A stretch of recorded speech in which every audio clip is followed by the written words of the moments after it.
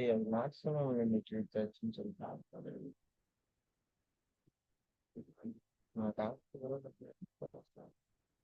Well, no, I estimate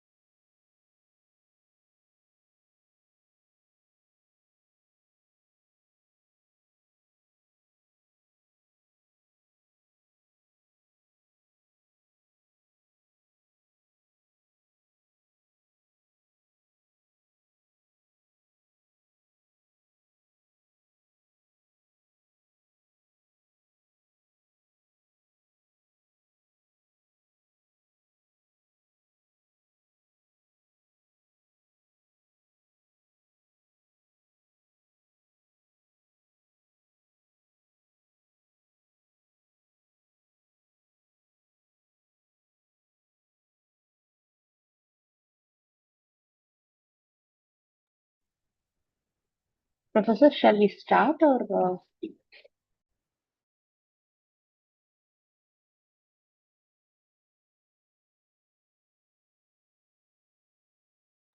Maybe we can wait 5 more minutes. okay, sir. Sure.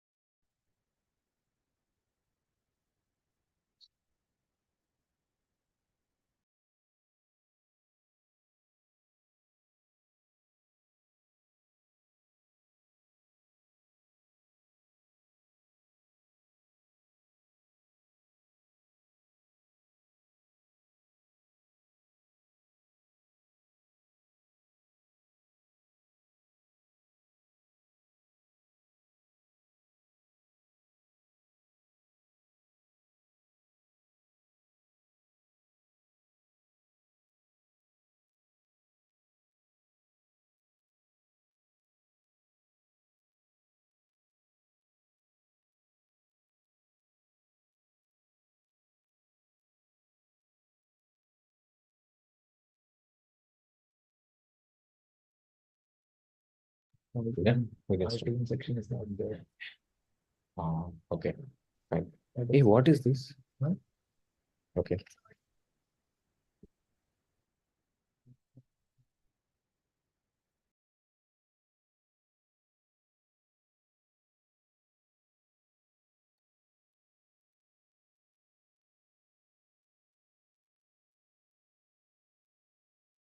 Okay, I think we can start, I guess. Huh?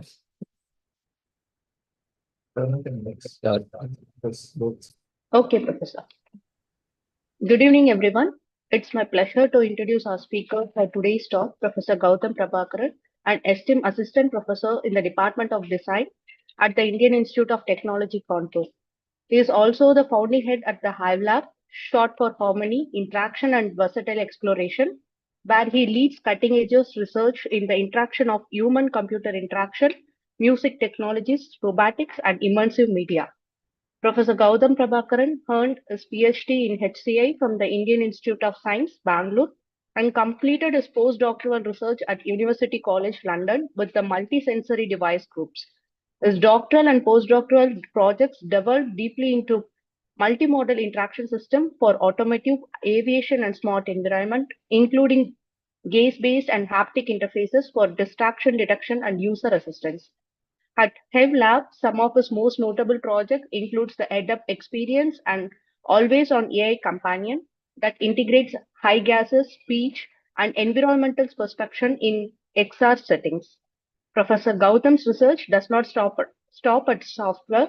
He also engages in human robots interaction where his team is developing soft body search and rescue robots and expressive system for musical interaction like Gravitone, which was recently showcased at major new media conferences. We are honored to have him as today. Some of our ES and DS students are already interned under him, and he will also be going to help us in our year students for his diploma projects and as well as for the apprenticeship. Please join me in welcoming Professor Gautam Prabhakaran for his talk on designing future interfaces, human-centered interaction through technology. We welcome you, sir. Thank you. Thank you, Victoria. Hello, everyone. First of all, warm welcome for joining this talk. And we'll just start it. And then over the time, you will get to know the kind of works that we have been doing at the Hive Lab in IIT Kanpur. If you are stuck or if you don't understand anything, you can maybe just ping me at any time, like just raise your hand and then, or you can just unmute yourself and then speak. So we'll just give a brief of the areas and kind of works that we have been doing. It Most of the works are interdisciplinary, so feel free to um, uh, reach out to us at any point. So let's begin. So Hive stands for basically Harmony Interaction Versatile Exploration Lab. We work on basically on human computer or human machine interaction. So the way by which human is interacting with human, these such subtle interactions and behavior, gestures, uh, all these things, how they are studied, and then how we can actually integrate such kind of interaction with machines or computers to make it more naive, seamless interaction, very natural interaction. So that's where this entire field is progressing towards. In this field, it's a very wide field, and so many domains they come together, and then we work on interdisciplinary products, technologies, and among that, since we cannot delve in a lot of areas, we have picked up few areas based on my interests so far since my childhood that I wanted to always explore. So on that line, we run something on automotive user interface, so where we develop interactions, interfaces for cars, and even for aviation, fighter craft, fighter jets. So then we work on music interaction, something called music technology. So Hive is one of the first of its kind that works on developing new interfaces for musical expression. So both electronic instruments, MIDI instruments, as well as yeah, this is something like someone is actually drawing something. Look at that. Yeah. Oh, I'm not sure. so they have given the access. Okay. I thought I was actually doing that. Yeah. So so yes, and as well as acoustic instruments also, we do some small works. And we also do something on robotics. We more than building robots from the scratch, we also develop interactions with humans. So when a human encounters a navigation rover on the corridors, what kind of decision it's going to take, and how the human is going to behave with the robot, what kind of signals they can actually get. Because when a human and human encounter each other in corridors, we actually exchange some kind of interaction like, oh sorry, okay, I'm actually leaving here, oh no, yeah. So these kind of things with robots, we haven't had that matured way of communication. So on that line, what are the ways by which we can interact with, make this interaction seamless and engage both the robot as well as human. Then we also do something on new media. New media, some of you guys would have heard, but for the one who haven't heard of this, you will get to know some of the projects that we are working on it. It is different mediums by which we actually explore communication, interaction. So like your electronic display and the keyboard is one medium that's just in front of you with which you are actually watching this Zoom talk. And maybe paper and pencil is also one medium. Olden days, they used to use, pigeons as one medium. So there are different mediums by which, what are the new mediums by which we engage interaction and start communicating. So in that, on that line, we have some interactive arts. So we also do arts with artists. Let's see what are these fields. First, would like to introduce you some of the research that we do in extended reality. So that is both AR, VR, and mixed reality platforms. So only very few recent works I will be showing. So this is one of the works. Uh, I don't know how many of you have actually seen. Oh, sorry. How to pause this? Okay, fine. So this is a structure called Crow. Yeah. Uh, okay, nice. So basically, this is a structure called Crow. It's a sculpture. What happens is when you actually stand in the middle of it, and if there are three people who can actually bang the architecture with their hands, it actually resonates, the because it's a metal structure, and then the metal dung dung dung, it actually resonates, and then it creates kind of rocket launch sound. So we wanted to actually set up this experience within virtual environment. So we went and scanned that entire sculpture, which is there at just in front of Cafe Coffee Day at IIT Kanpur. So we scanned it, we rendered it into a 3D model, and then finally we imported it inside. So okay, where is it? Yeah. So this is how the structure is inside the virtual environment. And so we asked a participant to, wear the XR headset, and then they were able to walk around the sculpture. They were able to touch it. They were able to interact with it.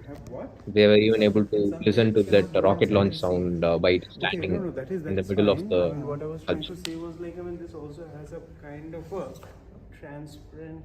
Oh yeah, yeah, that is beautiful. So Slow mo works best. yeah. And this is one experience we did for enabling people who cannot actually walk or access that certain sculptures or certain places, if we can scan in real time in 3D, and then we can actually import it in virtual reality, and then maybe provide this experience. It's kind of teleporting them to a different space. So, and enabling multimodal interaction, like it can be visual interface, it can be auditory interface, it can be haptic interface as well, where you can feel touch. So this is one project we are recently working with, and so then we'll actually look into some of the assistive technologies. They basically cover up uh, solutions that we cater for people who are both physically impaired as well as situationally impaired. There are two cases. So physical impairments is something that might have been during birth, or maybe over the time they might have got amputee, or maybe they would have lost the sense over the time for various other reasons. So that is physical impairment. Physically, their motor skills, they won't be able to move their hand, legs, and all this. But there are situational impairments. So let's say you actually drive a car, and then you take a right turn. So you apply brake, and then you actually squeeze your clutch. Right and left leg is engaged. Then your left hand is engaged on the gearbox, and then your right hand is on the steering wheel. So almost all the four motor activities are engaged now. Now you want to actually suddenly perform an action, maybe press a button, or turn down the volume or whatever. If you actually want to do something, then you won't be able to do. This doesn't mean that you are physically impaired, but you are situationally impaired.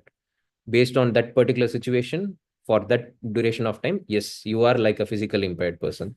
So at that time, if there is an emergency occurring, what else we can actually do? What modality of interaction we can enable? So maybe we can actually use voice, maybe we can use eye tracking, maybe we can use head tracking. So these are different ways by which we can still enable some kind of interaction with the car system, even though we are situationally impaired with our motor activities. So on that line, we will be showing something on situational impairment. So these are, yeah, please go. Okay, sorry. Okay, fine. So where is it? Yeah. So this is one interface we actually developed for situational impairment. So for jaywalkers, or distracted walkers who actually use phones, and then they walk on the roads and streets. So for them, what happens is they actually lose the sense whatever is actually present in front of them, and they might actually miss an oncoming obstacle, and then they might actually bump onto some obstacle, which was never this one at all, which was never part of the obstacle at all. I mean, I don't know why this is happening. Yeah, okay. So, yeah, okay. What was I actually telling? No, this part two. Yeah, okay. So, in that case, when you don't have the sense of what's happening in front of you, then what happens is, what else you can actually do if you are susceptible to bump onto some obstacle in front of you. So we actually came up with a solution. You cannot actually change the behavior. You cannot actually impose fine, or you cannot even do any reinforcements. Those things are not going to happen. But what you can actually do is, maybe by some means, if you can augment this lost sense of what's happening in front of me onto the cell phone itself, then even though their attention is completely on the cell phone, scrolling through some reels, or they are carried away by some serious emotional conversation on a WhatsApp, they can still have a sense of what's actually coming ahead. So that's what we introduce Path Buddy. Maybe you can see the video.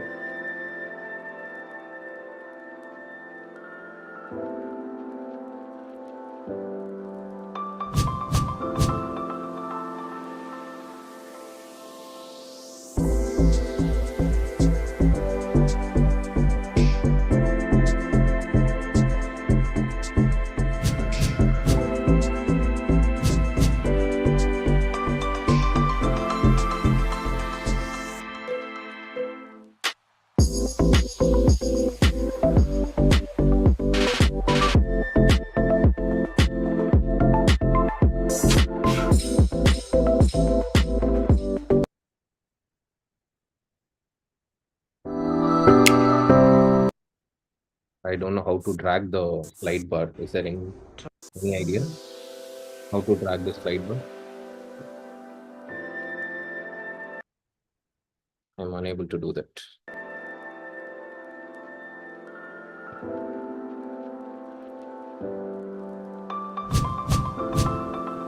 I'm unable to do it. I'm waiting for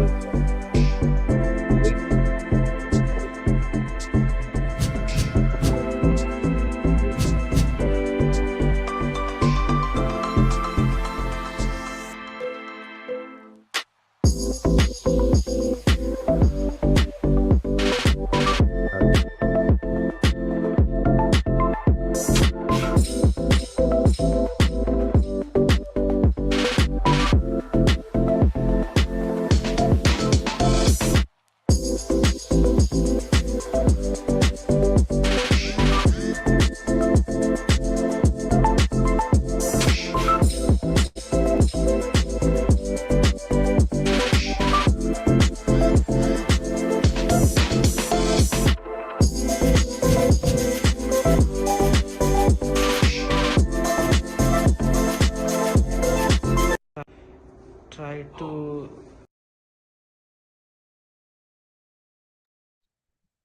Hello. Yeah, sorry. So the next interface, I mean, you would have actually seen the previous interface that the lost sense is being actually captured by the depth sensor. And then the depth sensor, we actually take the depth values of what's coming actually ahead, and then we actually map it to the screen edges.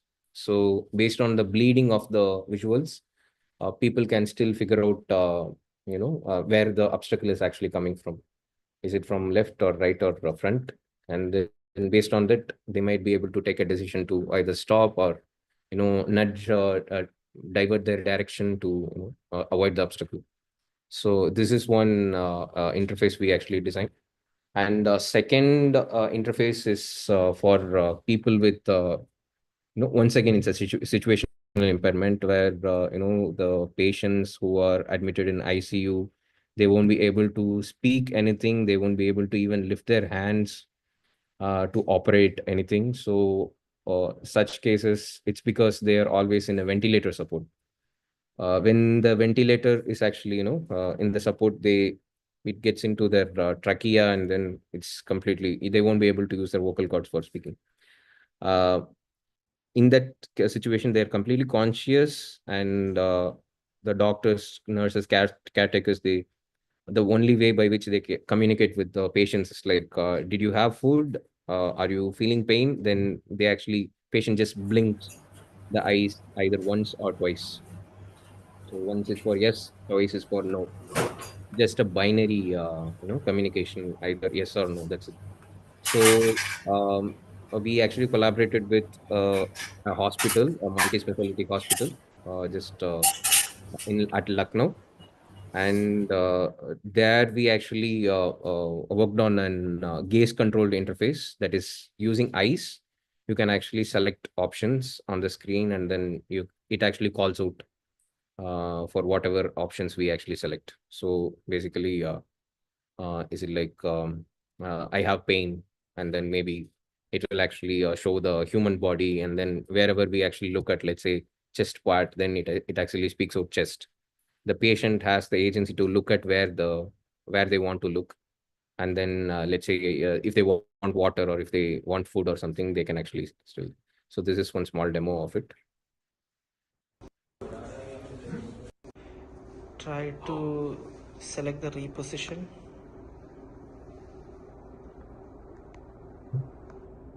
Yeah. Reposition. Select left lateral. Left lateral. Okay, now go back. Back. When will I Say speak? you want to turn off your light.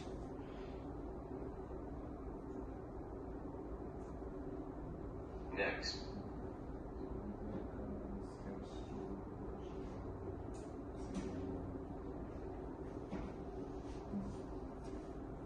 Next. Light. On. Hindi में आप जैसे लिखा चाहते हो लिखो. If the patient doesn't have a specific option which they want to express, we still have a keypad and they can actually type things and then they can actually press speak.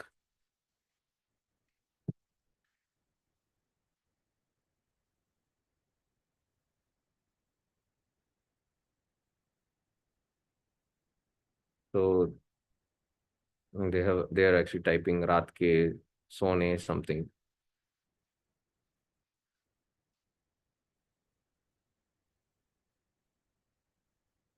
So the center interface is only using eyes. Yeah. So, and this is another project we did for, like, let's say for the patients who want to actually, who are just frustrated inside the bed, in the four walls. They want to actually just go for a walk, which they can't. So we just put their uh, body onto their visual perception onto this robot, and then whatever the robot sees, the patient can actually see. So, and they can actually control the robot using eye tracking. So, like how she is controlling the eye tracking.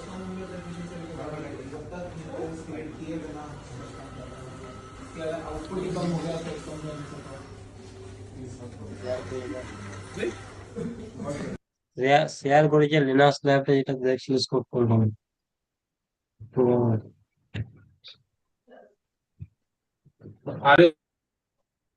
I think the admin can actually mute all the participants, I guess. So yeah, and we also, since it's an interdisciplinary area of research, we actually deal with electronics, mechatronics, mechanism designs, robotics. Then other than that, we have computer science. Then this machine learning and AI is also part of it. We don't actually develop any models. We don't craft any models or parameter tuning, but we actually use models. We train models, we test models, or whatever things are. Mostly we work on applied electronics and science. So we are also driven by physics. Physics is something that always interests us. So we work on optics and whatever comes by, we actually explore. So on that line, we work on some kinetic arts. These are some artistic collections that require some electronics.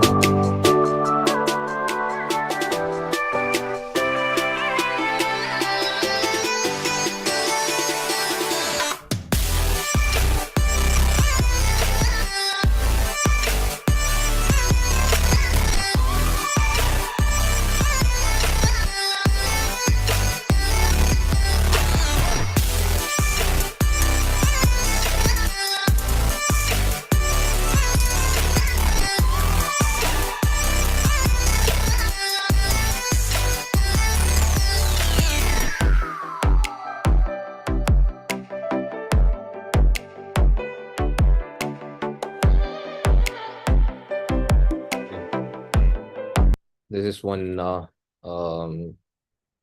It's called Kinetic Arts, where you use actuators like LEDs and motors to gears to design an art piece that actually moves.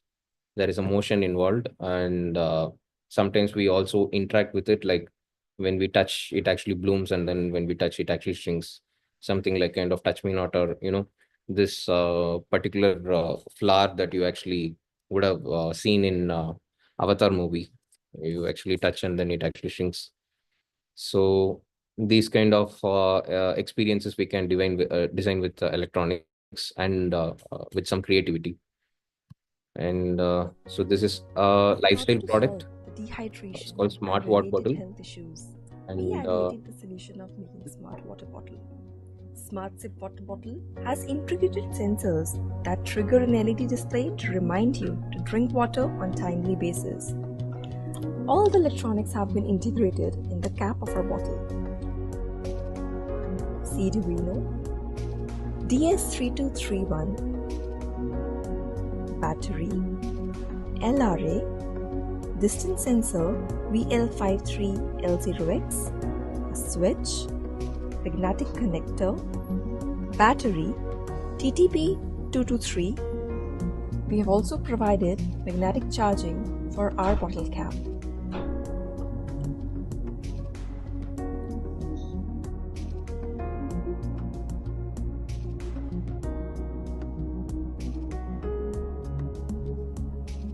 Are you drinking enough water to stay hydrated?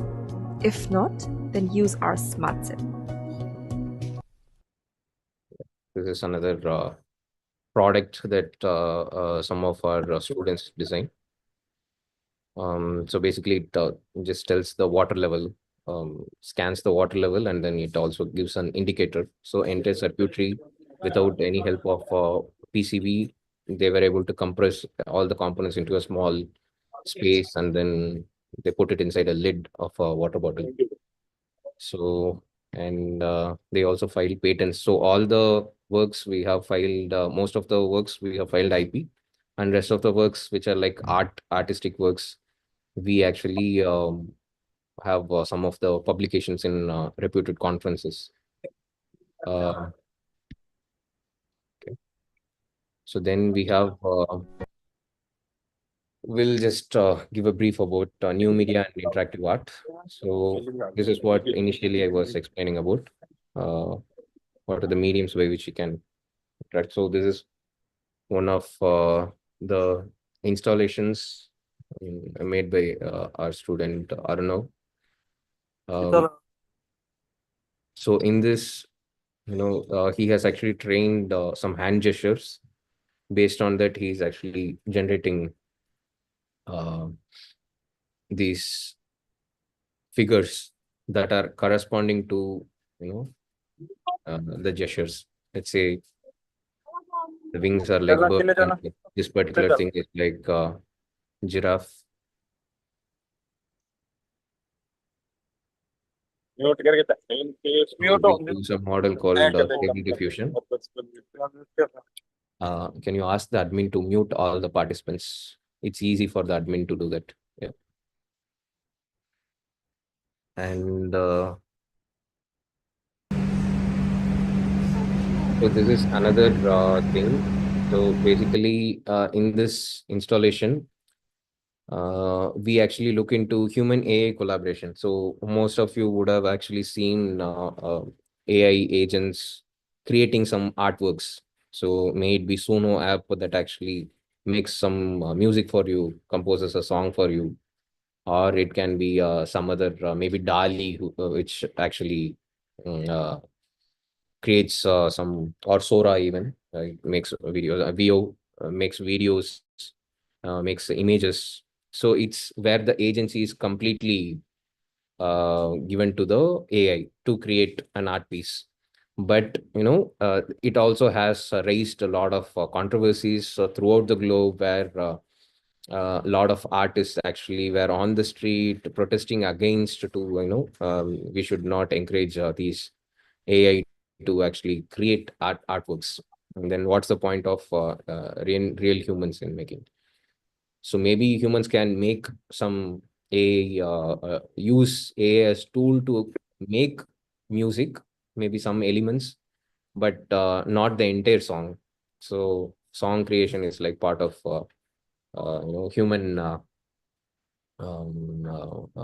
identity or something like that. So so many issues actually raised behind the scene.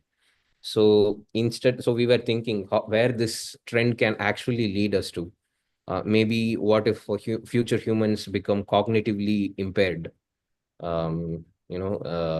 Because we are so much dependent on AI. Even I use ChatGPT to rephrase or paraphrase my emails so that to make it more polite and to make it more professional. So I am actually dependent on the AI models to make simple decisions, which I can also do, but way to actually break my head and then put a lot of effort. So to skip that, I actually make a dependency on this agent. So if this kind of activity goes just the way we have actually lost the ability to calculate even simple calculations of 2 digits, and we because we have a reliance on calculators, which is in a tip of our finger at any time. So we might actually become cognitively impaired over the years. So how can we go about? Should we actually stop this? Should we ban this? Anyways, those things can never happen. So instead of thinking about dystopian side of AI, yes, utopian side is always there, but how to actually establish? So maybe if we can consider AI as our collaborator, if we can consider AI as our competitor, then we humans can always have an agency. We can develop our own identity. If at all AI is there, AI is just one. It has developed its own identity, maybe, and maybe it's a culmination of several identities. Okay, even then it's fine. But as an individual, everyone has a personality, and then over the time they develop their own identity, and then that's how if they are a musician, obviously they will have their style of music will have a unique taste, and then they will have their own followers and fan base. So just the way AI is having their own fan base.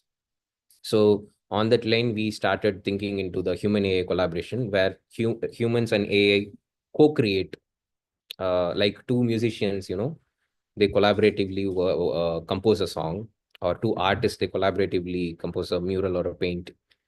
Like that, if a human and AI can co-create a painting, so that's what you will actually see now.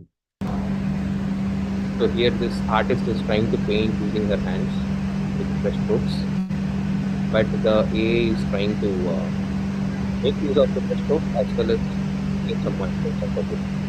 Mushrooms is the prompt that we actually.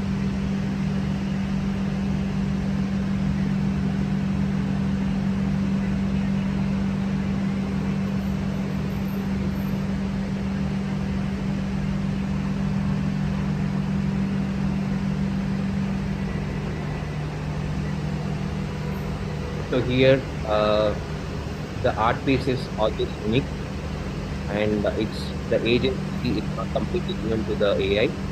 It's a shared agency between the artist as well as AI. So it will have artist impression, creative impression, as well as the AI. So this is how we started working on human AI collaboration or co-creation. So this is a future experience design, and this is another interaction where we play a musical instrument kind of thing by using our left hand and right hand.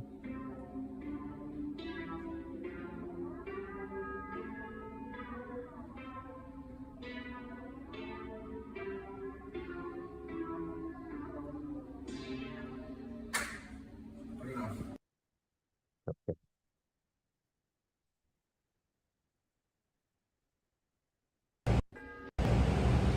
Yep. Sorry.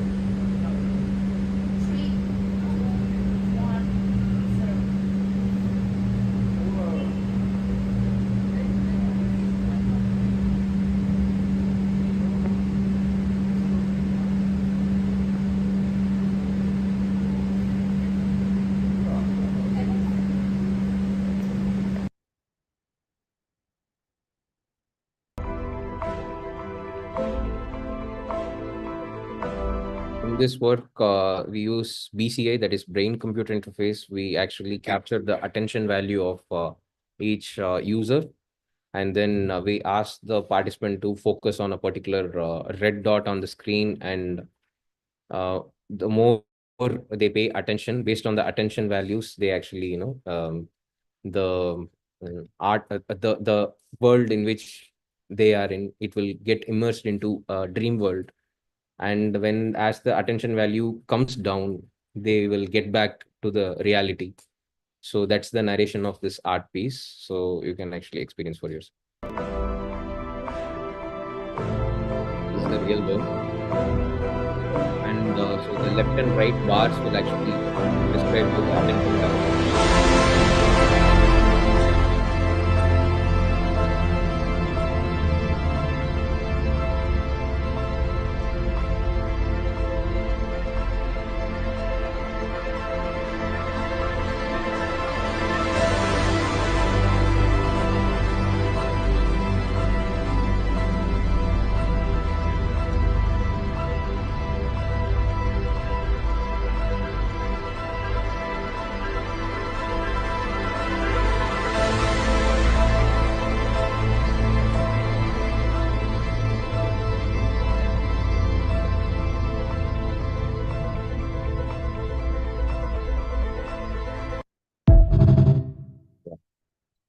So then we also work on music technology or human music interaction. We work on new interfaces, as well as we do research on music and cognition, like what kind of ragas or the type of music, what kind of emotion it actually triggers in each person.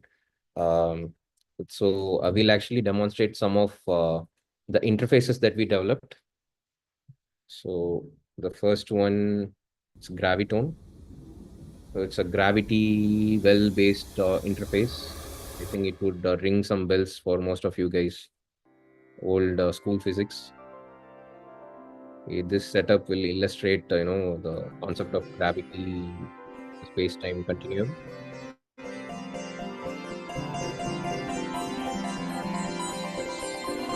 Whatever music is coming, it's generated by the motion of the balls around the mass.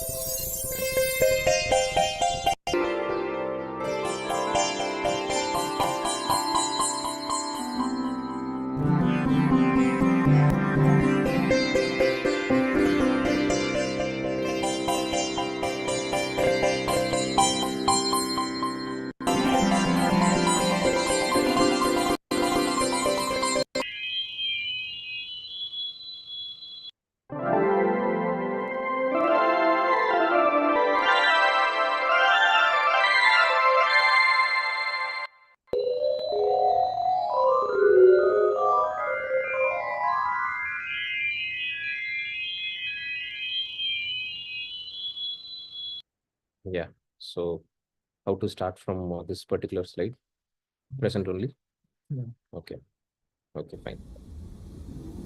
So this is Gravitone, and we are glad to actually mention that some of our folks from BS Data Science and BS Electronics, they were actually part of this project. To mention Kratika Jain and Akhilesh Kumar.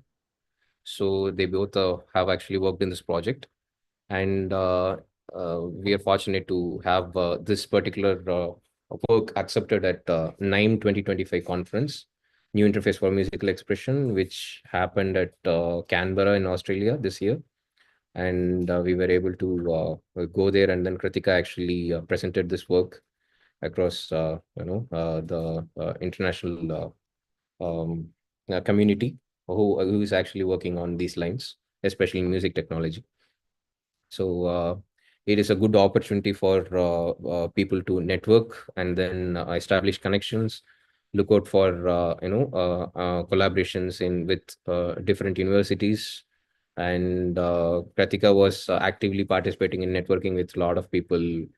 She got friends from Japan, then from Hong Kong. So, and they were also interested in giving her internship opportunity.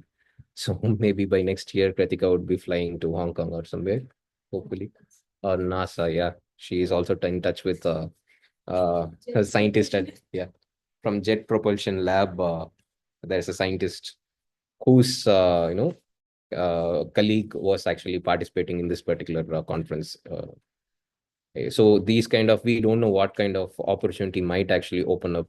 That's one good thing about attending conference, not just attending, but also, presenting get our work accepted in the conference to be presented. And then out of it's a tough conference, its acceptance rate is very less. And last year I tried one paper, it got rejected.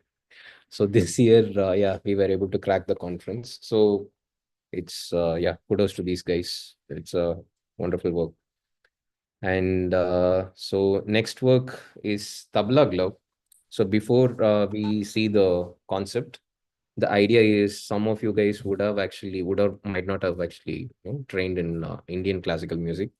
So for the ones trained in Hindustani classical, people actually count tals using their fingers. So tals are nothing but rhythm, or some kind of um, tempo management system where you actually mm, have some beat in which you actually sync your singing or melodies in. So for that, to maintain that beat, they actually do this tal counting. In South India, the Carnatic, people would actually tap their palm on their laps. So that's how they count the tal. So one of the problem that these guys they actually found was whenever they wanted to practice some songs, vocals, uh, most of the time they actually find it difficult to get people for accompaniment, let's say tabla playing or some drum playing or something.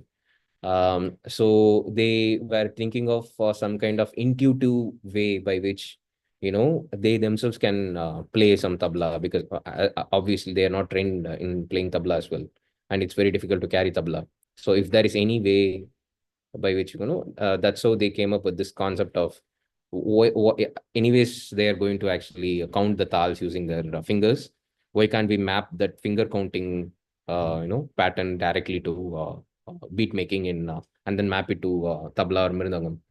So this is one concept it actually started. Dha, din, din, dha, dha, din, din, dha, na, tin, tin, ta, ta, din, din, dha, dha, din, din, da, da, din, din, da, da, tin, tin, ta, ta, din, din, dha, mukha, mura, mura, muskat,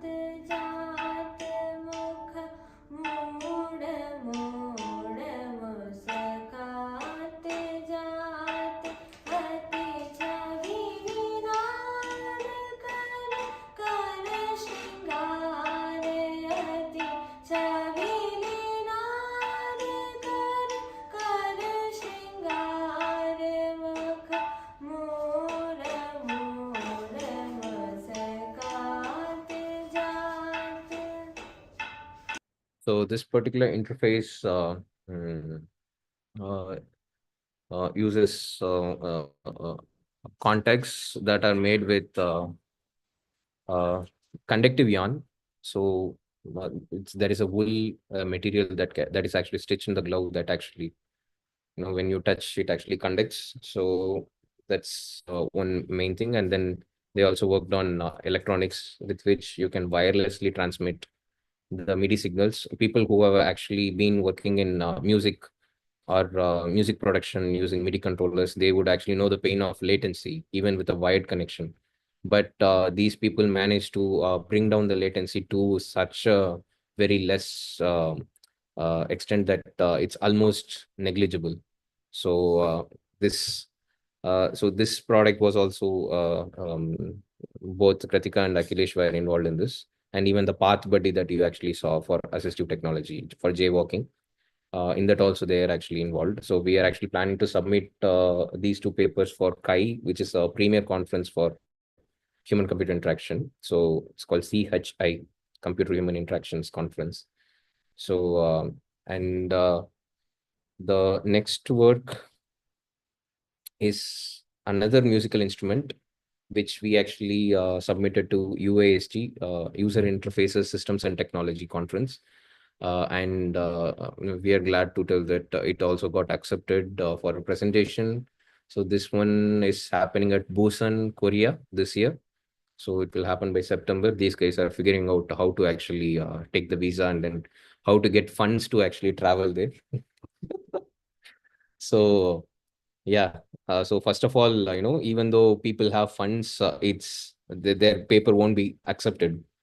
So this is the other way. So we have been competing, and then we have got our works accepted, recognized by international communities, and we are actually in finding funds to travel. So that's one good sign that the quality of work and then rigor that we put, that is on par with international standards. Mhm. So this instrument, basically these guys, they ideated, where some of you would have actually seen keyboard. So keyboard is kind of, discrete interface. So let's say sa re ga ma pa, like that. If you actually play, so when it's like based on each keystroke that you press, it actually generates one frequency, one note. But if I want to slide, just like violin string, I want to like that. If I want to slide, I cannot do in keyboard because it's a discrete instrument. So for that case, to play this gamakas or slides, they actually you know uh, you can actually tell, yeah. So what they do is they have some knob called a pitch bend. So this pitch bend, what happens is from one note to the next near note, we can slide. It's a kind of trick that people use to play some kind of simple transitions, but a huge heavy transition from one small note to a huge note, that's not possible. And secondly, let's say if I want to actually play a chord and then I want to just twist the frequency of only one note. So in a chord, we maybe press three notes together. But let's say the second note alone, I want to actually bend the pitch. That is not possible in this interface. So we came up with an idea where, I can control the pitch bend or expressions individually on an individual note, on each note. So that's how this form of the instrument took. It's called Swearings.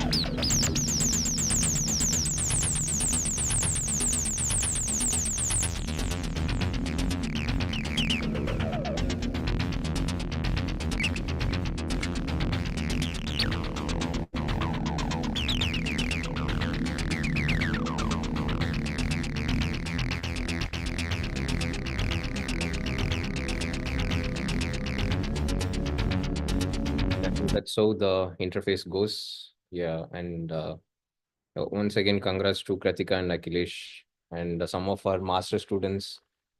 They're not here right now. Yeah. Next yeah, that's it. So the dice is open for questions, discussions, whatever things that you have. Okay, yeah. So meanwhile, maybe someone else can show me the question. Let this be on there. Yeah. So you can check out our works in following these links.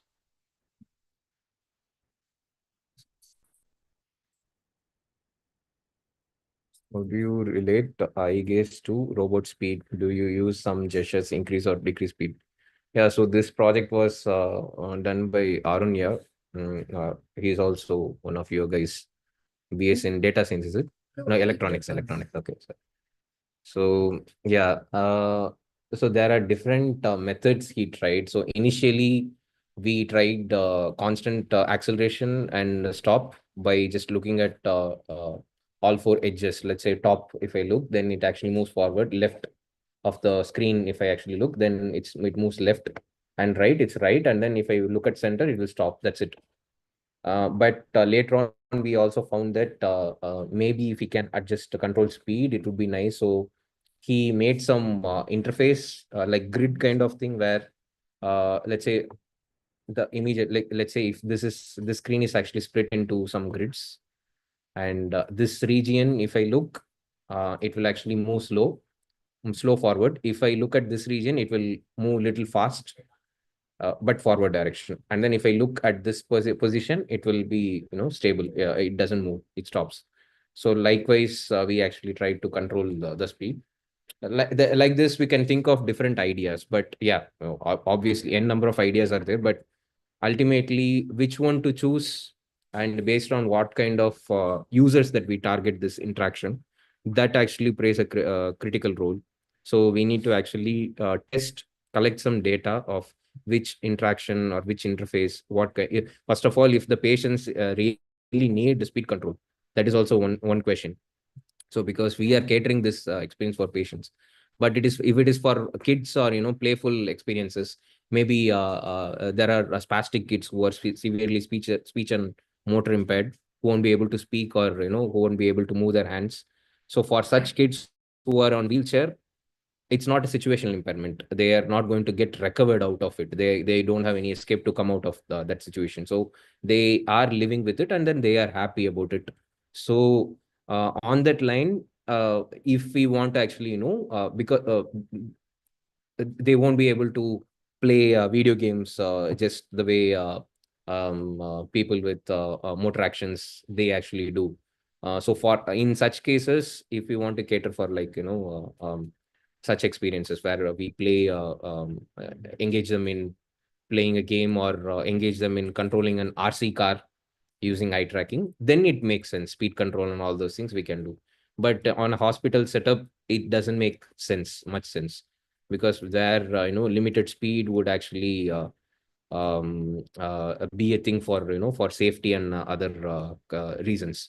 So these are some questions that we need to research. We need to go to the field, we need to study, we need to talk to people, we need to understand the space, and then we need to see what are the stakeholders, who are the stakeholders involved in such kind of interaction, if this even can actually work in a hospital setup.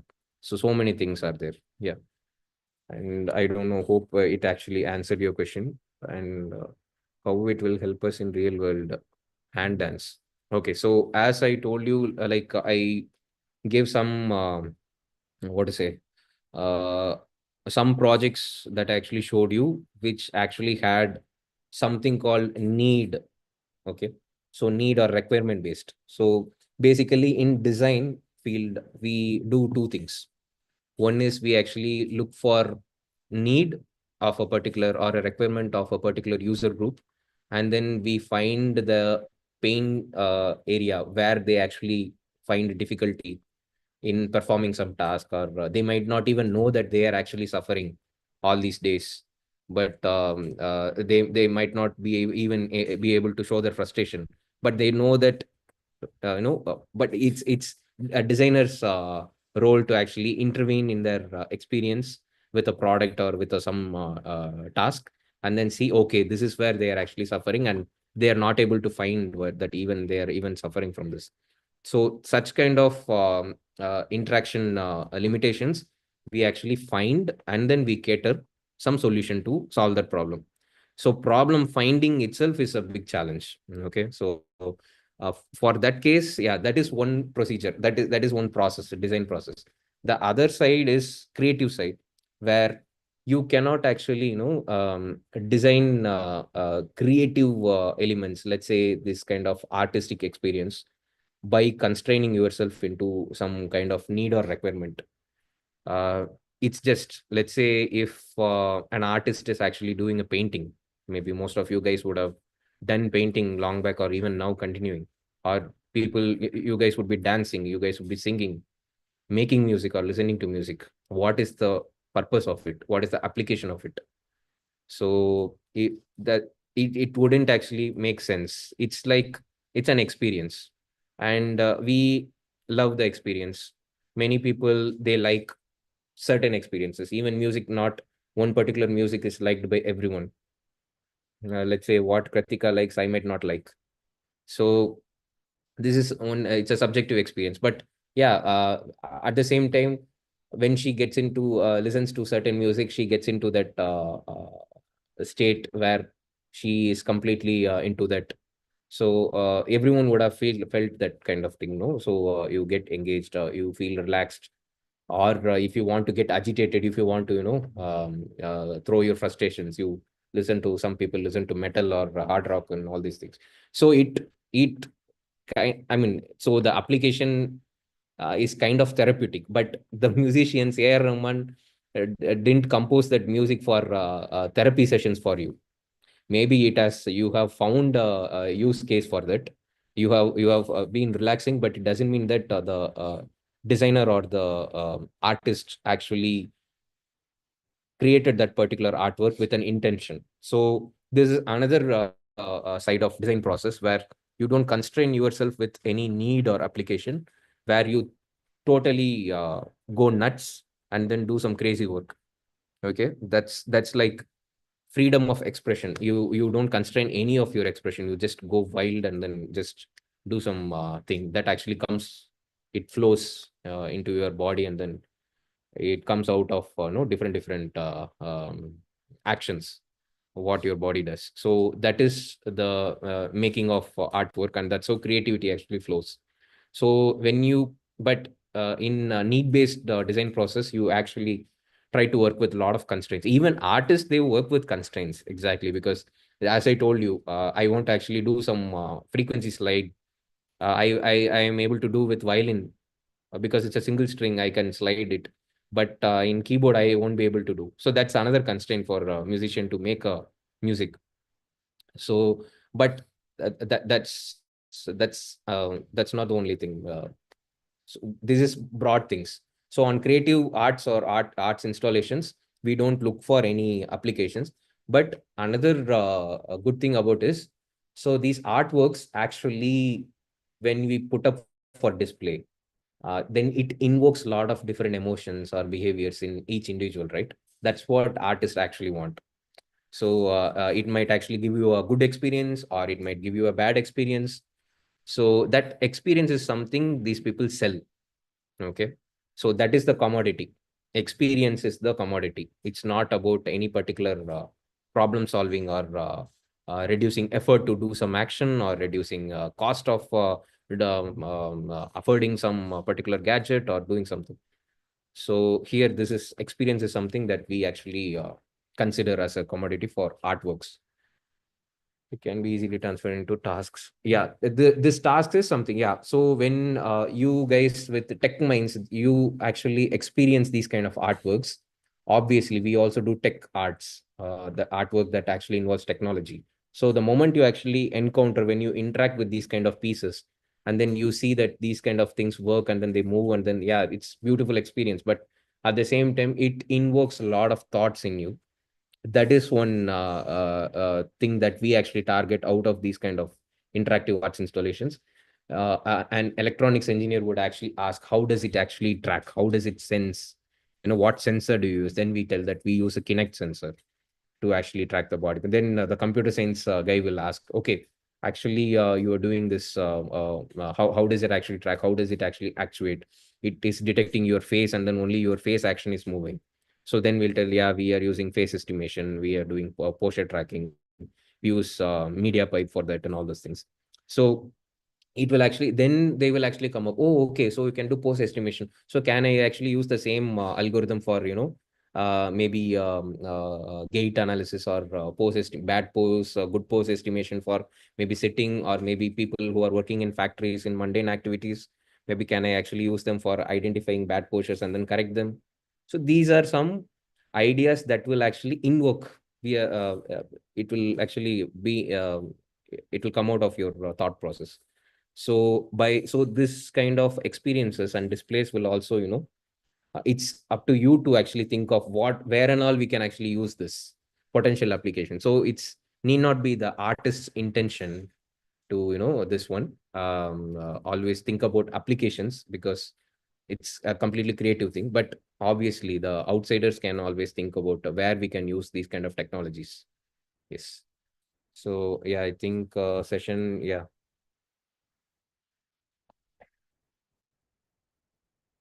We'll take doubt for this presentation. Okay, fine. In hospital or indoor environment, a limited speed is mandatory. Okay, constant speed and immediate stop should be enough in these kinds. Yeah. Speed variability meant the kind of scenarios where the floor is uneven, or there are some bumps along the way, or some obstacle enters the view.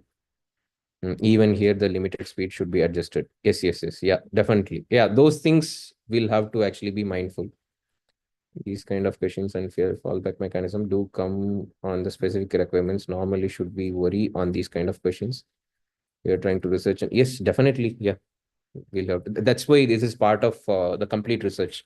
Obviously, this kind of, so this is the first prototype. These are the things we call as POC, or proof of concepts. So this is a proof of concept. See, this technology is working. See, using eye tracking, I can actually control the robot. See, I am able to move I can control the speed and all those things. Now it comes to deployability and usability testing. If people will be able to even use this product, we might actually go with an assumption that, yeah, it's a wow, it's working, it's beautiful. Definitely, patients will actually enjoy it. There, you might actually see that a lot of unimagined problems will actually occur once the patient starts using these kind of devices. So yes, that's why we do something called user testing, and this is one of the important part of this one, HCI, human computer interaction, this one. So first we'll actually do a primary user research, study the users, and then see what are their problems, and then we try to pick up a problem which we think that we can actually solve with our skill set and our expertise and our domain, and then we try to solve that problem. And then finally, after we develop the solution, we prototype it. First phase, proof of concept. The proof of concept is a little bit frugal, but it actually does its part.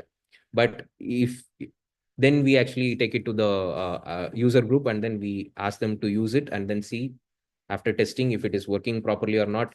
Then while testing itself, you will actually find a lot of drawbacks, and then those things also, it will be there. Those are potential questions for, to ask, and then rework on it in the second iteration, third iteration, like that. It keeps on continuing. So the iterative, it's a design is an iterative process. You validate, check, and then reiterate, check, reiterate. So that's how you keep on developing a robust. It's like 10 to like it's approaching towards robustness, but you might not be able to, get into a perfect product anytime. So and let's say after a point, if you want to launch a business, if you want to sell this product, then yes, once again, even if you start a company, you will get into a lot of iterations, and then you will keep on improving upon drawbacks of the instrument. Yes. I want to know more about focused clarity. Can you tell more about it? Okay, maybe Arnav is not here. So focused clarity is basically, it's once again an artwork, interactive arts installation, which we actually put up at several places including Bangalore. There is a museum called Param Science, where they do these kind of arts installation by which they explain scientific concepts, physics, mathematics, to actually attract the younger generation, kids and many people to get attracted towards science and technology. So the flamboyance that the cinema industry has, why not, in science and technology? Maybe to pull that force, they use these kind of fancy artworks to illustrate scientific concepts. So we actually put it up there for the first time. And so basically the concept is whatever you actually, it's a camera feed. The camera actually captures you, and then there is a feed. Only the outline of your body, it actually, it's a filter that we applied. It's just like artistic aesthetics that we actually do. Now, the moment we ask the participant to look at a particular point on the television, which is red in color, and then we ask them to focus on the red spot. So the more they focus, many things are happening in the background itself, in the screen. So many things are changing. So, and you also are disturbed with a lot of noises in the ambient space. So despite all these things, if even no, they are able to still focus on the red dot, the attention levels we are able to capture using a EEG tracker. So electroencephalogram is one tracker that is over on the head of that particular participant. And based on the values that it actually throws, if the attention value increases, then slowly the video feed that you were actually seeing, that actually gets immersed into one dream world. That dream world is based on the prompt that we gave to the AI agent. So the agent that we used is called Steam Diffusion. It's a modified version of Stable Diffusion. So basically, if some of you have heard of diffusion models, this is how it takes a photo and then it actually tries to morph some element around it. So let's say if I actually capture my photo and then ask this a model to make astronaut. Okay, so immediately in my photo, with my face, it will actually try to create one. I will wear one astronaut suit and all those things. So that's how it comes. So, but this is image to image. What if continuously or all images you stream and then like a video? So with real-time video feed, if you can morph the entire video itself, that's very challenging because each and every, ChatGPT, same prompt you give several times in from several laptops, it will throw different results, right? So that's so each frame, even though it's the same prompt, it will try to generate very different variations of the image, but it adds some aesthetic value to it. So either it's looking good or not. That's how the aesthetics of the technology itself. So continuously it tries to manipulate the video feed based on the prompt that we actually gave. So it gets immersed into that field, let's say outer space, or that's why you are able to see some alien kind of thing. Then the moment the attention value comes down, they actually get back to the reality. So it will come closer to the original feed. So that's the technique that we actually used. Okay.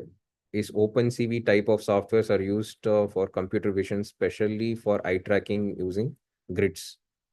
OpenCV, yes, we are using OpenCV. Yes, yeah. Eye tracking. So, yeah, eye tracking proprietary. We are also re-engineering the eye track. So the eye tracking works most of the things that you have actually seen in the videos. They are actually done. We have used a commercially off-the-shelf available eye tracker called Tobii, Tobia. It's a Swedish company. We import the tracker and then we use it. So it actually streams wherever you are looking on the screen. So X, Y values. After that, we actually build the interaction. So using that, we actually try to control the mouse cursor. We actually try to select options. We actually try to highlight some things. We try to find where the user is actually seeing on a screen, like hotspots. Based on that, we can actually find some behavior or patterns of the user on, interacting with a software product or something. So many applications we can actually use. So, but that hardware is a kind of expensive hardware. So now our guys are trying to hack the system and then try to re-engineer how and make our own indigenous eye tracker from the scratch, the electronics, so it's a vision-based system. So they use a lot of algorithms in OpenCV, and they use some machine learning models also to estimate the gaze positions. Explain how the focused clarity project takes input and how the simulations are made. Yeah, I told about that. What type of hardware do you? Okay, so most of the interactive arts installation, we actually use a software called Touch Designer. It's a very interesting software. Yeah, I am telling that. Yeah. So sorry. Yeah. Touch Designer. So this is the tool. It's actually free until no 1024 pixels, the resolution. If you want full HD or more than that, then you will have to pay. So till 720p, you can actually render all the designs are done using this. So basically, this tool will give you freedom to craft any kind of visuals that you want to build from the scratch. Let's say this kind of a visual I want to create. So it's looking kind of circle, right? And circle and a lot of envelopes. So you start with one a big circle, then you actually make a sphere around it, and then you actually make multiple copies of it, something like that. So many things you can actually keep on crafting. It's like programming only. So we call this as visual coding, where you don't have to write any Python programming. Else, Python is also there as an option, but most of the people they use node-based programming. People who actually used Scratch or maybe Blender or Unreal. So that's how you actually drag and drop options and then connect things and then you program. So that's called visual coding. And Touch Designer is heavily used by a lot of multimedia artists, multidisciplinary artists, and most of the arts installations that we have actually shown you, the graphics are responsive graphics. Everything is done using this software.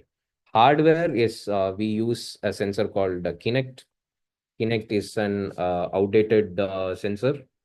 So it was once upon a time manufactured by Microsoft. Still, you have some old stocks are there by some regional managers. You can actually get from Flipkart or some places. So this is Azure Kinect, latest Kinect, but I think they stopped all the Kinect series. Now you cannot find any Kinect officially, but unofficially, like some stocks, old stocks that are available here and there, you can actually get. So this is one sensor, but nowadays you don't even need Kinect. You can use simple web camera, and then you can use media pipe to extract the body posture and all those things, and then enable interaction. Let's say I want to track my hand, and then I want to track my fingers, and then do so. Whatever they were actually using this hand gestures, it was media pipe only. We did not use Kinect. So hardware, yeah. Microcontrollers, processors, we are, this is not a standalone system. So I mean, we use Touch Designer runs on heavy graphics laptop or desktop, so it requires decent RTX graphics. It can also work on Mac with decent graphics. But yeah, if you want to run some stable diffusion or these kind of AI models, then you need NVIDIA graphics card. So yes, it's basically for Mac and Windows-based platforms only. So accordingly, you know which hardware it can actually work. It cannot run on Raspberry Pi or any Linux-based systems.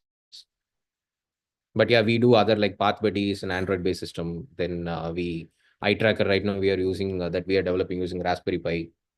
So I mean, some small items we use Arduino and other things. The musical instruments we use what is it? Arduino? Leo. Leo architecture. Leonardo. Yeah. So there is a series called Leonardo series. We use that. Yeah, ESP32 also we very rigorously use in most of our small wearables and all those things like hand glove and all these things. We use ESP32 or 8266 or whatever. ESP cams also we have been using. IR cameras we use. So to give a brief about the lab, we have a facility to 3D print the casings or whatever mechanism structures. We have this one soldering and the entire electronic workbench where you can do some soldering station. We have huge stock of sensors, actuators, motors of different sizes, torque, and this one capacity. Then we have a small music studio setup. So we have all the latest VSTs all licensed. We have Mac Studio where Logic Pro and everything. So you can completely do sound design, sound engineering, as well as complete music production. We have also, if you go to, if you go to Hive or IIT Kanpur, this is our lab website. And we have our YouTube channel as well. So in this, you can actually see most of our works. So Eerie is one short film we actually shot. And then we did the sound design and music production at Hive only. So uh, then we have XR headsets like MetaQuest. Apple Vision Pro. We are the first ones to actually bring Apple Vision Pro in IIT. Yeah, so and we have some electric guitars and MIDI controllers. All the in music studio we have all the proper studio monitors like Yamaha OE7, OE7, yeah, and this one also. Yeah, yeah, you can actually check the facilities like oh sorry, where is it? This okay, fine, yeah. So here facilities. I mean, we haven't updated yet. Still, we have, yeah, it's old one. Yeah. So yeah, we have these kind of headsets. We have gaming workstation. Now we have got one RTX 4070 Ti Super with 16 GB graphics. We also got access to our local supercomputer, which has 800 RTX 800, 40 GB graphics card with which all this OpenAI models are trained. Yeah, so we have all this. Yeah, you as you know, Jetson, Orion, Nano, everything we have. Yeah, Orion, sorry. There's one question also. Can be used to make a standalone project. Yes, if you can afford Jetson Nano, yes, yeah. Yeah, you can use Jetson Orion. Yeah, Orion is why I think now they have stopped the production. I don't know. It's still there. Orion is there. Okay. Okay, fine. Yeah. Any other questions, guys? You can actually, unmute yourself and then talk also. That'll be more interactive. No, it won't. No, it won't. Everything is muted. If you want, no, let them ask, yeah. Yeah.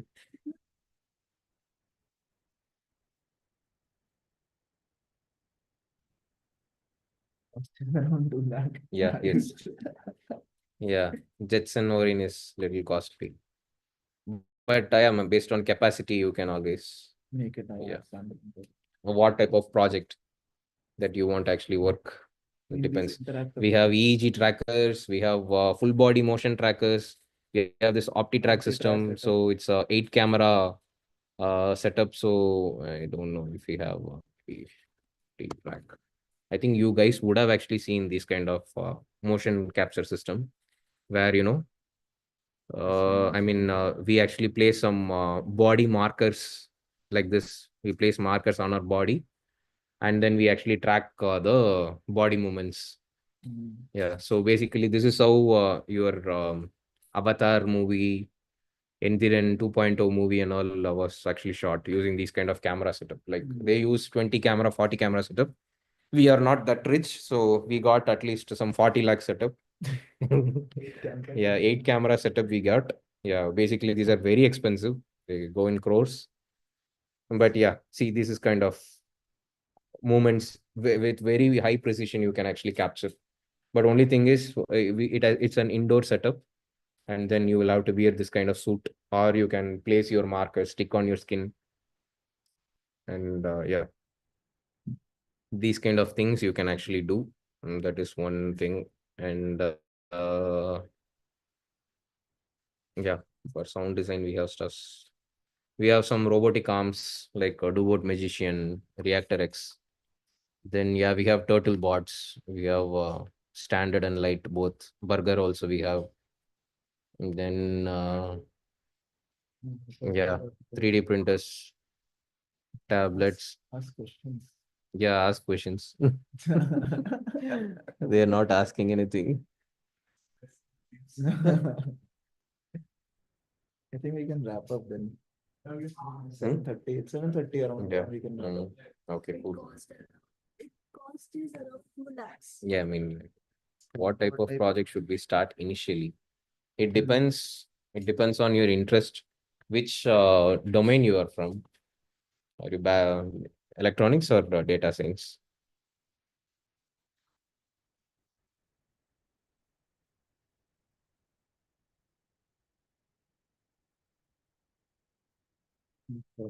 Hmm? Electronics. Electronics. Electronics. See, basically, to start with, the simple Arduino based projects. If you have not had any experience in electronics, then try with Arduino. It's easy to start with, and then try to work around with different types of sensors, and then types of motors or LEDs, and then maybe to work with, you can actually work with. You can also, even if you don't have what is this? Knowledge of data science. Okay. Yeah. Even if you don't have this one, there is something called Tinkercad. Yeah. Yeah, you can actually they have done Tinkercad. They have a course for Oh, MSc. okay, fine. Yeah. With that, Then- they have used Yeah. So yeah, Tinkercad is one easy way to simulate whatever Arduino stuffs you can actually do. Make a circuit and then see if it works or not. After that, once you gain some confidence, then maybe buy your own kit and then try to start exploring. After that, once you get used to these kind of electronics, then try to work on some challenges, some problems. So let's say maybe it depends on your interest. To start with, maybe robotics would be an interesting thing. Like you can actually perform some task to start with. That will be interesting because when something moves, you will feel some kind of interest. Oh, you made it and then it's moving. If Or drone. yeah, no, drone will be too much. Yeah. Yeah, RC aircraft and all, it's too much to start with. It's complex. Yeah, remote controlled robots or rovers, just four-wheel robots. Because when you build a four-wheel robot, you will get to know what are the tricks or what are the logics by which you can maneuver a robot. Simple four-wheel, how to go forward, how to go left, how to go right, how to navigate spaces. So to move forward, either you can actually uh, move the front two wheels, or you can actually move the rear two wheels, or you can move all the four wheels. Then to actually take a left turn, either you can actually stop the left pair of wheels, and then only the right pair of wheels you can actually move forward. Then it actually takes a left arc. Or another trick is actually to left pair of wheels you actually rotate it reverse, and then right pair of wheels you move forward, so it actually makes an arc. It just twists left side about the center axis of the rover, and then that's also a left turn. So that's more sharp left turn than the previous left turn. So like this, you can actually, or you connect a servo, and then like differential axis, like in your cars, you can actually try to move your wheels left and right. So many logics you will actually start thinking of, even just to make a left turn and right turn. There are different ways by which you can try. So those will be fun, and then it's a good learning experience. Once again, then after that, these things would be very boring. Even for me, these things doesn't excite me at all. So then you actually get into some areas where you haven't explored. Either some interest will drive you, or you can actually discuss with these kind of labs like Akhilesh, Kratika, Ayush, then Vivek. Where is that mouth tracking project? We did not include mouth tracking project. You can show Yeah. that, yeah. So that's something we can actually, okay, in XR we did not put that. So You can actually talk to professors who are working on some specific areas. And then if you find those areas are interesting, scope of some prototyping hardware software is there, then you can ask them an opportunity if we can actually, if they can actually host you for working on some projects. The such projects will actually give you real world problem solving experience, more than building just a prototype. Just you have some technology, you have some sensors, you have some tools with you, so that I will build something. That is fun project. But when you start analyzing the need, when you have a particular problem, some people actually face that problem, and it's a demand, and there are no companies who are actually working on it. So on that line, then definitely you can actually start building some. So if I don't know if this is not visible, I guess. There, you can take it out and Yeah, yeah. you can show it there. So this is one device that yeah, Ayush, then one yeah, Vivek, Akhilesh, they actually built, and one more yeah, student Siddharth, he's masters from IIT Jodhpur. These guys built this interface. Yeah, that's enough. Yeah.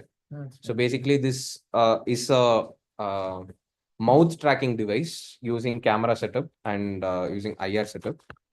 That is actually, they built it for people who are quadripleged. Quadripleged means both legs and both hands, it doesn't work. So for those people who are actually on wheelchairs, if their only way of controlling even the wheelchair is using mouth. So imagine they use a small joystick that is attached closer to their mouth, and then they use their lips to actually move the joystick left, right, all these things. So using that particular interaction, they control a robotic arm, and then they even do some painting with that robotic arm. So they make beautiful murals and artworks. So this kind of modality is something that they were expecting us to actually do. What? Stop the presentation. Yeah, sorry. So this kind of modality, we actually, they wanted us to build.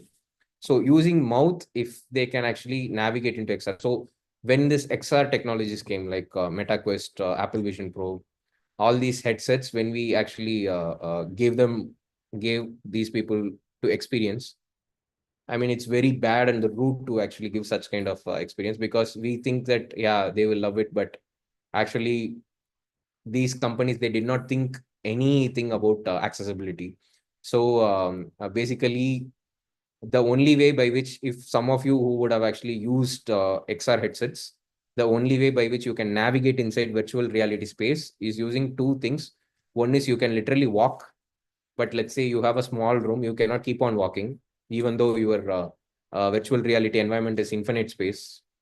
So what we do is we use something called controllers, and so it will have a joystick by which you actually mark in which point of space I want to go to, and then you leave, you just get teleported to that space. So this mode of navigating inside the VR space is called teleportation. Only these two modes are right now available. But see, it's yeah, it's kind of thing that even tech giants like Meta or Apple, they haven't, or HTC, they haven't found a way by which they can enable navigation inside VR space for disability. So on that line, since one of my friends who is actually at Zurich, he is working with two of these quadriplegic collaborators. So they told that, what if I can use my mouth, just like I'm using my mouth for joystick control for maneuvering wheelchair and other things, if I can use that to actually navigate inside the VR space. So that's when we started looking into how to track the mouth instead of using their muscles to manipulate some hard, rigid body, rigid actuators using that require some torque and forces. If you can just use mouth gestures like like this, so no mouth puff and all these kind of gestures, which significantly has very less effort to make, And then using those gestures, if you can recognize and then maybe assign to navigation, maneuvering. So let's say R corresponds to moving forward, maybe left mouth puff corresponds to move left, and right mouth puff corresponds to move right. Maybe tongue out actually corresponds to move backward, and do nothing, maybe stop. So this kind of navigation we actually developed, and maybe do we have, I think we can actually show some Videos. yeah, video. Yeah, just one video. I think we had a video. Wait.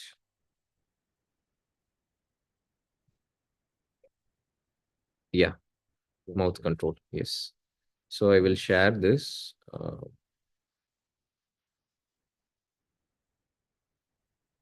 Yeah, I have.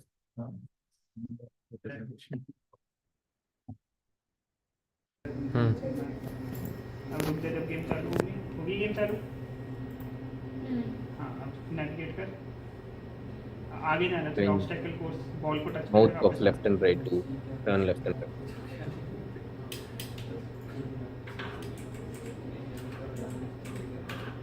Moving forward, right turn.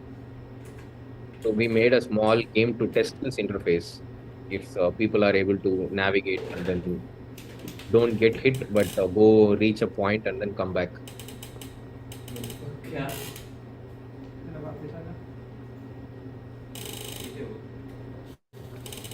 So this particular interaction, it requires software, it requires some amount of data science because we use a machine learning model, and then some skills on computer vision.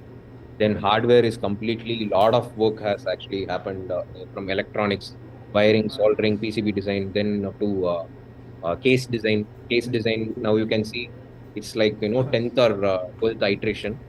So many cases we have actually. Yeah. So yeah, it has, yeah.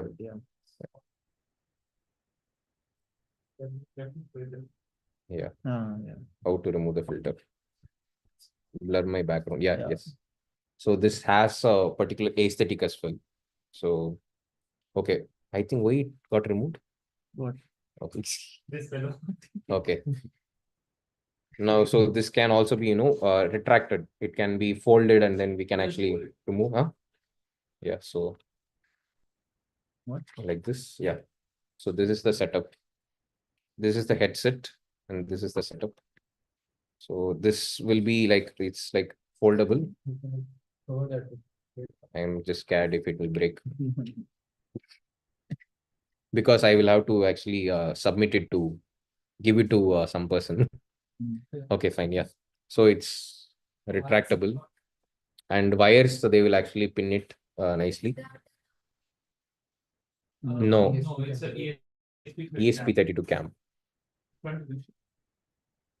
This is like we have made this. Yeah. That's not the Okay, behind it, it will be that.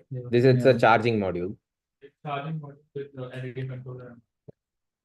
So we don't want to reveal too much about this because it's under IP. So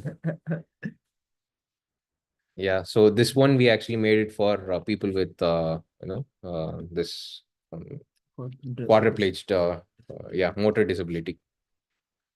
And then so now we had a particular problem, so we know the thing. We are collaborating with people who have been working in this field for last 3 years. So we have a need and requirement. So we started building this. But for some things we might not actually have a particular need. Maybe we'll have to actually go and find. Let's say if someone calls me and then asks, "Hey Gautam, there is this problem in this particular area." So students are actually facing some difficulty in um, logging out and logging in the MES facility whenever they go outside, and then each and every time they have to actually pay online, and then they will have to write on the ledger or some notebook.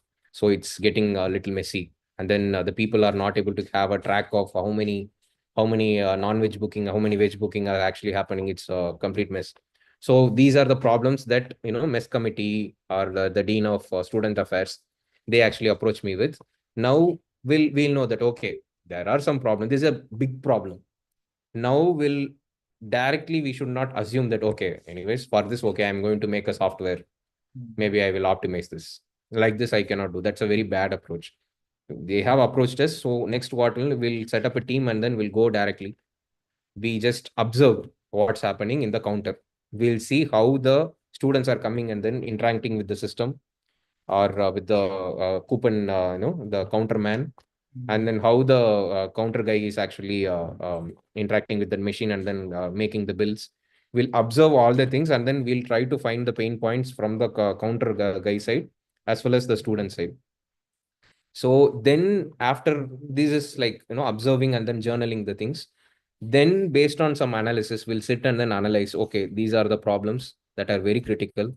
And then we'll have to prioritize. There will be n number of problems, but we'll prioritize. This is the first most problem that we should solve. Only then we can actually, all the problems at a time we cannot solve. It's very difficult, and that much investment also it requires. So when we try to solve a problem, we have to have a budget with which we can actually solve. It's not just about the budget of procuring components and then building the materials. No, it's also about the cost of how much time we are actually investing on it, and then about how much human resources we are using to build that particular product. Are we going to outsource, let's say, some UI design and other things? If it is not good, or if it requires some encryption of the software and all those things, we sometimes we'll have to outsource some things to some outsider people.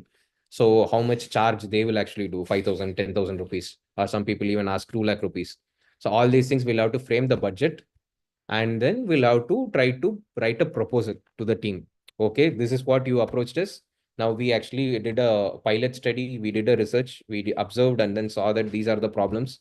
And I think if we actually solve these problem first, then it's a huge improvement. We can actually improve the efficiency of the system, and both the counter guy as well as the students will also be happy.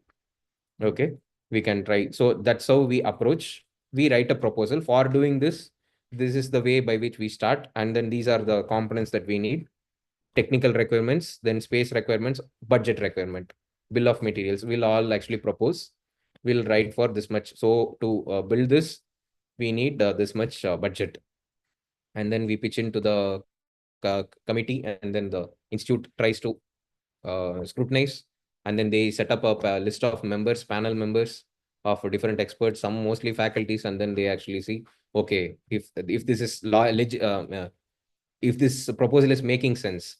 Let's say for making one small application, web-based application, and then using one Arduino and RFID sensor, if I'm actually asking for 20 lakhs rupees, then if people are smart, if people actually know what exactly is the tech about, then they will easily reject the proposal.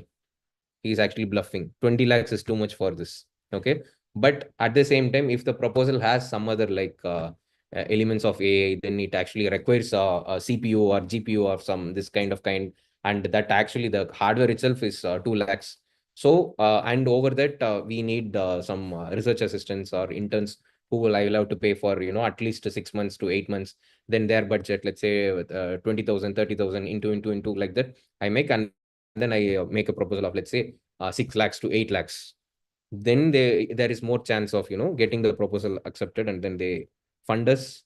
And then finally, we'll actually start working on the project. So this is how the system actually runs. This is internal project, but we can actually pitch in for, external projects. Like we can talk to companies, and then we can try to get some projects. We try to, because they need some fresh minds from academia to actually solve a lot of problems, which they see. They will also have some overall idea of, Gautam, there is some problem here.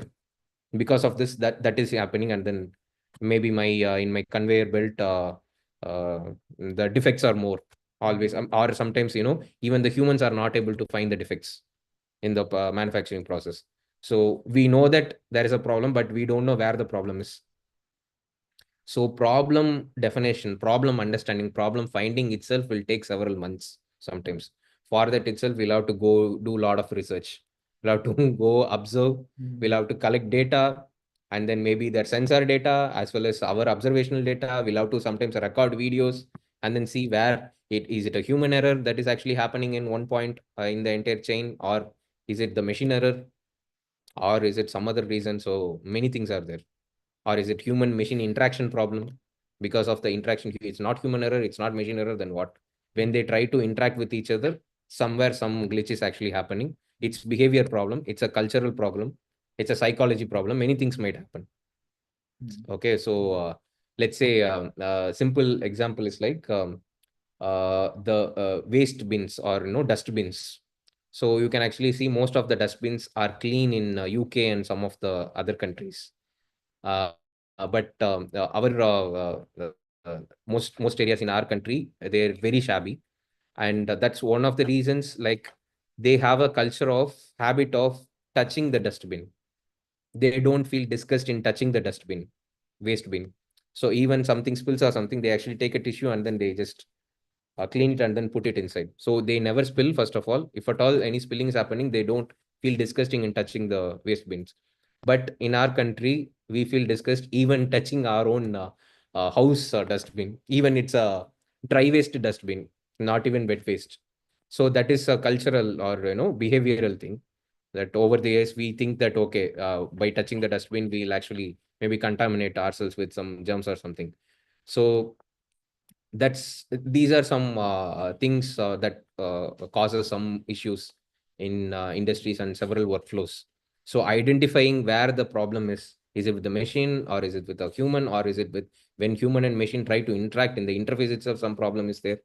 So this kind of looking into such kind of problem, that is the area where we HCA and designers come into, analyze the problem, find need analysis, and then try to cater some solution based on the expertise. Once again, when we try to think of ideas and solution, we don't have domain expertise of multiple domains. One cannot actually master everything, no. So we need the help of and support of different people from different domains. So we sit and then we try to do a brainstorming session with people from different backgrounds: electrical engineering, civil engineering, mechanical, sustainable energy, so cognitive science, psychology. So all sit together and then discuss the problem. Okay, this is the problem, and then we'll start ideating. We'll draw some rough ideas. We'll just we just keep on writing whatever each one throws. It might be crazy idea, it might be impossible things, or it might be possible stuffs, simple, complex, everything we'll write on a sheet of paper, and then we'll try to figure out some permutations and combinations, and then we'll start deriving ideas. So this is called ideation process. So ideas, just one person alone, if we think of an idea, it won't be a matured idea. It will definitely have a lot of drawbacks. So if we think on a multiple direction with multiple perspectives, the converging idea will have a huge impact, because so many aspects we are trying to cater, the human problem and machine problem. So that's why this particular field demands such kind of interdisciplinary activity. You need to talk with the different people from different domains, and then together try to come up with problem solving, instead of one person, one domain people leading the entire idea. That is, once again, it's a corporate politics. Whoever is the project manager, whatever they tell, that's how the entire thing goes. And then at the end of the year, product launch, after user experience actually start failing, people will not use, and then they will realize, okay, this idea is bad. Yeah. Yes. Yes. Yeah. Ask any more questions? Yeah. Any other questions? Yeah. You Yeah, we wrap can up. wrap it. Yeah. It's too late. So hope you had good time. And please reach out to us, anyone interested in learning some more stuffs. We are always in Insta handle, so LinkedIn handle, YouTube handle, Gmail. Why Gmail? Yeah, you can always write to official mail IDs, no issues. Yeah. Yeah. In our website, we have all the details. So we'll have to update the website. Still, yeah. Yeah. Many new projects are there. We'll update the team also. We haven't updated the team. Okay. Cool. Yeah, we'll wrap it up. Yeah. Cool, cool. Okay, guys. Thank you. Everyone. Hmm? I will have Tenda. Victoria. Okay. Okay. I don't know if she's there. Now, Victoria, can we end the meeting?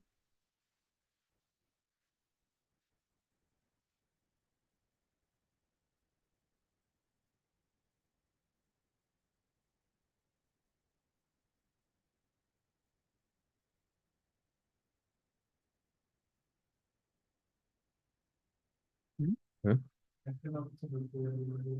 Recording. Are they recording? Yeah. Okay. It must be streaming as well. Oh, is it? Okay. No, I thought they are recording. No, I think It's in their image. Ask Well done. officer Victoria to stand this. Okay. Anyone from the office or admin, maybe you can end the meet.